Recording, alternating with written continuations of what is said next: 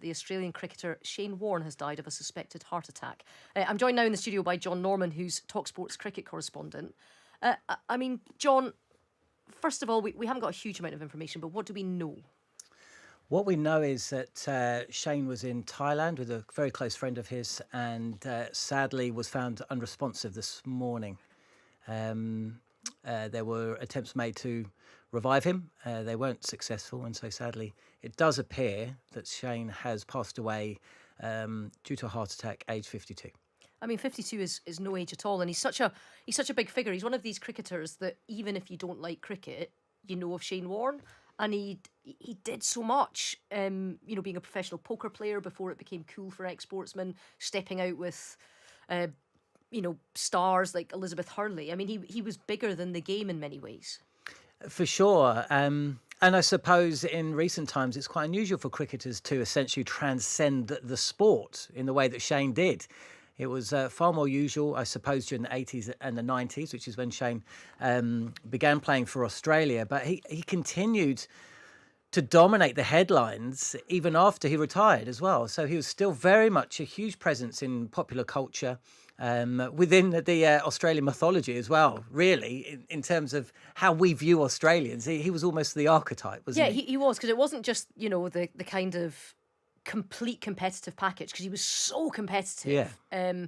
And the sort of person that you love if he's on your team and sort of slightly hate if he's on the team Oh, against no, you, slightly. because he would get right in your face. I don't think there's any slightly about it. As a kid growing up, he was the opposition, and Yeah, it was an absolute nightmare. Because he was too He was good. so good, and it was the talent as well, because it wasn't just that he had the attitude; he could absolutely back it up. To give listeners an idea of just how good he was, in a few years back, the Wisden Cricketer, which is essentially the cricketing Bible, it's released every year and it names its 5 cricketers of the year. It put together its 5 cricketers of the century, okay? And Shane Warne was one of the 5. Now that in itself Bradman, gives... Warne, else do we have? Jack Hobbs, who was pre-World War I and II, played between the wars, scored 100 first-class centuries. Sir Garfield Sobers, arguably the greatest all-rounder of them all. Donald Bradman, the Australian who ended with an average of 99.94. Sir Vivian Richards, who of course is thankfully still with us. Yeah. And Shane Warne. Shane Warne. So that's the list. But the best ever leg break, best ever leg spinner, would you reckon? Better than Milo Lutheran? Oh, without a doubt. I mean, well, Murali was, get technical, Murali was an off-break bowler, and Warne was a leg break. But they had bent arm. But they had at least Warne didn't have the bent arm. He didn't, and they had a great rivalry between them. They took 1,600 Test wickets over a 15 to 20 year period. So, I look, Shane Warne was part of arguably the greatest cricket side of all time. Okay, and he played alongside once-in-generation cricketers and once-in-50-year cricketers, from Adam Gilchrist through to Ricky Ponting through to Glenn McGrath, is great bowling teammate.